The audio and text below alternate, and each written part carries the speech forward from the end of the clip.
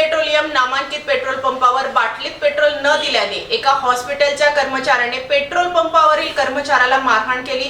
सदरची घटना सीसीटीव्ही कॅमेऱ्यात कैद झाली असता सातपूर पोलीस ठाण्यात गुन्हा नोंदवण्यात आला आहे।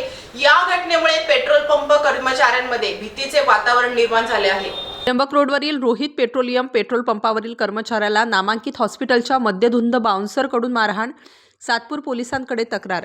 त्र्यंबक रोडवरील रोहित पेट्रोलियम नामांकित पेट्रोल पंपावर बाटलीत पेट्रोल न दिल्याच्या कारणावरून एका हॉस्पिटलमध्ये कार्यरत असलेल्या मद्यधुंद बाउन्सर अनिल माडी याने पंपावरील कर्मचाऱ्याला शिवीगाळ करत मारहाण केल्याची घटना घडली।